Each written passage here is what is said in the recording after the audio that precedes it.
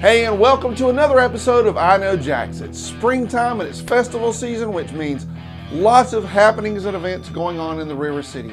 I have an awesome show lined up for you. First, we're going to look back at the Spring Home and Patio Show at the Prime Osborne Convention Center. Then we're moving over to Jax Beach to visit Chef Kenny Gilbert. And we're also going to talk about craft beer upcoming events, and I have a cool giveaway for you too. That and much more in this week's episode of iKnowJax.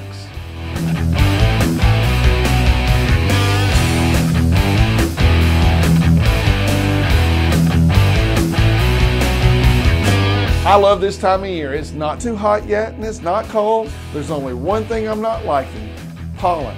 But pollen loves me. It seems to follow me around day in and day out. I know I'm not the only one suffering from pollen allergies, so excuse me if my voice is raspy and I sound like I have a cold. It's just springtime. I had a great time at the Spring Home and Patio Show this year. iKnowJax was the proud sponsor of the cooking demo stage upstairs, and if you didn't get a chance to come out and see us at the event, well, take a look at this. This year, iKnowJax was the sponsor of the cooking demo stage at the Spring Home and Patio Show at the Prime Osborne Convention Center, and I had a great time with a lot of different chefs on stage. The first day I started out with my friend Jeff Spear, the gadget guy, who was showing us a bunch of different gadgets. Duh. But what's really cool is you give it a couple of pumps and there's... My friend Sarah Copeland Falkenberg from Hottie Dogs came and made an absolutely fantastic shrimp and grits dish that was a crowd favorite.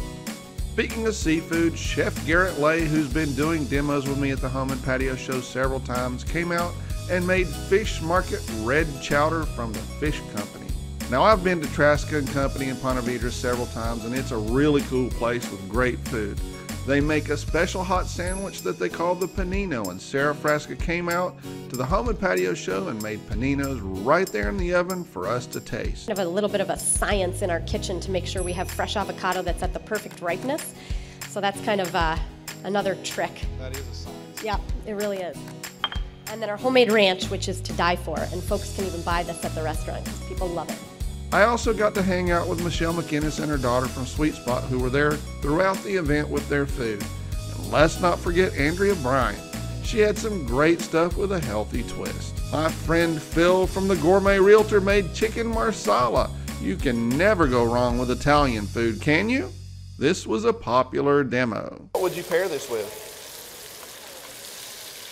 Wine? Yeah. White wine. Wine, craft beer. I ask all the difficult questions, evidently. There were so many others, like Erica from Blue Chocolate, who really impressed me with her delicious donuts that she made right on site. And they were delicious. Hank from Henry Edibles made a dish perfect for St. Patrick's Day. Or really, anytime if you like mac and cheese. So wrong. What is wrong with that? Nothing. Good. You didn't give me any. All right. I mean, you know, you don't want it to go bad. When in Rome? Now, speaking of being Irish, Nick from Colhane's was also there showing us how to make corned beef and cabbage. I had a great time with Laura Morey from Simple Solutions Diva, and Roderick Smith from Jack's Diner, Keith from Foodies USA, and Celestia Mobley, who made some awesome Southern food. Did all kind of crazy stuff, and I'm like, I'm a Southern cook. I need to taste that. All this fast cooking is driving me crazy. There were so many others. One of my favorite chefs, Dennis Chan, is a staple at the Home and Patio Show. His food is always great, and he's a super nice guy too. And I got to meet Dwayne from the Bread and Board. Those sandwiches were to die for. I also have to give a shout out to my friend Carrie Speckman, who helped program the whole thing. I had a great time and can't wait to do it all again. Now, if you didn't get a chance to come out to the cooking demo stage this time, you can see all the videos on my website at iKnowJax.com/demos. Let's leave downtown in the Prime Osborne Convention Center and head out to the beach. Hey, and welcome to What's Brewing in Jax. Every week I take a look at what's happening in the craft beer scene in Jacksonville. I'm at Really Good Beer Stop on 3rd Street in Jax Beach, and today I'm having a Hello Berlinerweiss from their cooler. That's right, they have bottles and cans too.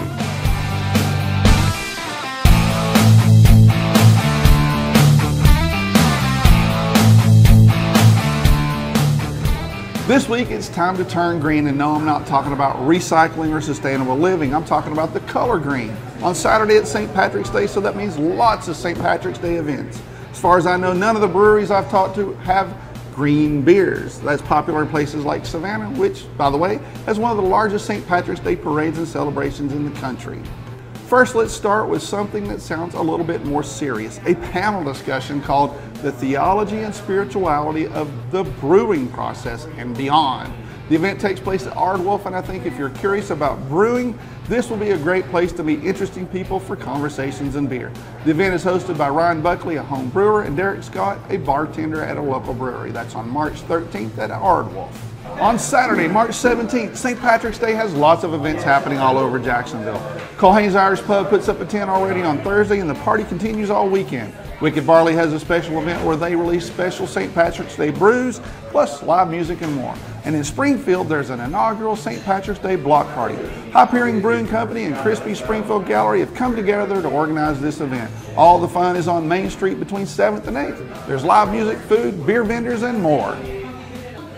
That's it for this time. Now, if you want to try the Hallow Banana Weiss, you need to hurry here because at Really Good Beer Stop, they rotate their 20 beers on tap all the time, so there's always something new. And since it's St. Patrick's Day week, sláinte! Jacksonville Beach's ultimate craft beer and growler store. Last week, I proudly announced our giveaway of a fun, inventive card game called Vertellus. The only problem was that the IT department didn't actually set up the giveaway on the website. The iKnowJax IT department is often falling behind, and that's what happens when you wear too many hats and don't have enough brains to hold them all up. Or something like that. If you hadn't figured out, I'm the IT department. In any case, we have now fixed the problem and the giveaway is up and ready to go. And here's what I have for you. Vertellus means tell us more in Dutch. And that's where the team who created this game is from. These guys were pondering some difficult questions like, is our crazy fast-paced lifestyle preventing us from connecting with others? Now this Dutch group created a game that can best be described as a conversation starter. It's best for those times when you want to connect and get into a little bit of a deeper conversation. I would love to do this with my family, for example, around Easter or any other holiday we get together. It would also make an unusual and wonderful gift to somebody who's trying to improve their life offline. Sounds pretty cool, right? All you have to do to win one of these great games is go to iKnowJax.com/giveaway to enter. A few weeks ago, I did a story about Kenny Gilbert's new restaurant at the beach. I went to Gilbert's Hot Chicken, Fish, and Shrimp, but this time we're going upstairs. Today I'm visiting Chef Kenny Gilbert's new restaurant in Jax Beach, Gilbert's Southern Kitchen and Bar. I understand you're going to make me something that's like a vegetarian dish you guys do, right? Yeah, so we wanted to have a dish that really focused on vegetables. So we're doing what we call sizzling turnips. Now this is interesting to me. What made you choose Spätzle? Yeah, so Spätzle is, for this dish, it's a great way to, we want to incorporate the green from the turnips. Oh, okay. So use the whole turnip. So use the whole turnip. So we've taken the turnip greens, made a puree, and then add that with flour and egg and baking powder, salt. Spätzle is definitely not a southern dish. No, it's a German German dish. German dumplings, and we wanted to have a dumpling on the menu that stood on its own. Gotcha. And I wanted to do something from an appetizer standpoint. Gotcha. So when a vegetarian comes in, I wanted them to say, "Wow, they get a lot of thought." They care about us too, Yeah, right? they care about us too. Yeah. To me, it's equally as important. It's already sizzling in the pan right now, but the goal is that when it comes upstairs to the restaurant, it's coming out in a cast iron sizzle plate. Gotcha. He adds rosemary, sage, and parsley and tops the sizzling turnips with crushed peanuts. We're trying to just do some really cool Southern fare that's really unique to the South, but also identifiable. That's a cool theme that you have throughout all your restaurants, isn't it? It's food you recognize, cooked in a way that you don't recognize. Absolutely. For me, I don't want anything to be mundane or boring. Yes, you can get mac and cheese, but my mac and cheese is cavatappi pasta and black pepper queso and blends of cheeses and pimento cheese. So there's a saltine cracker crust, with Parmesan in it. So when you're getting it, it's very, very thoughtful. It's not just mac and cheese, just like our greens. Our greens here are vegetarian. We call them Gilbert's greens, and it's actually braised kale. And we take water and we make a stock with fried shallots and fried garlic, crushed red pepper, apple cider vinegar, some salt, and we cook these greens down. And by the time when you taste these greens, you would swear that it was, you had smoked ham hocks in it, or turkey or something like that. So you're giving some love to the vegetarian friends. I know that's awesome. Oh, it's extremely important. You need to know where you are from a regional standpoint and understand, based on your demographic, what is available and what people are looking for. So what makes it very interesting about this building is it's 10,000 square feet, like just big long rectangle building. So we're on the east end of the building, and we're open Tuesday through Sunday, 11 a.m. to 9 p.m. So we're open all day. You can dine in here and have whatever you like throughout the day. After you're done, say you get a late reservation, you come at 8:39, have dinner. As you walk down the steps, we have the Sea Chaser Lounge that opens on Fridays and Saturdays from 9 p.m. to 2 a.m. So the goal is to get a full restaurant up here, and they want to have a nightcap as they're leaving. They go and listen to some live entertainment, some bands playing, and having some great moonshine and bourbon cocktails, or having an after dinner drink, have a little dancing, have a good time. I see there's a method to your madness. So you want to fill us up with good food, get us drinking some good moonshine so that we can't leave.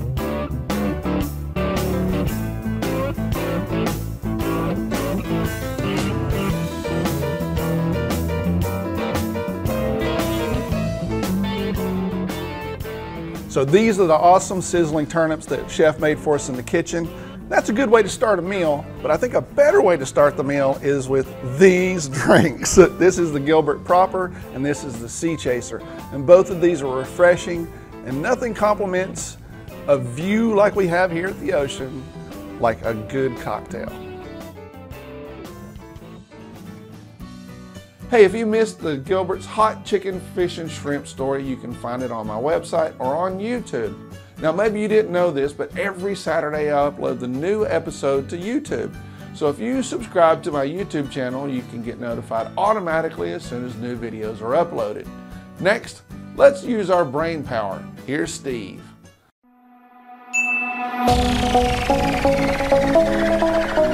Hey, this is Steve with Trivia Nation. It's time to get your think on.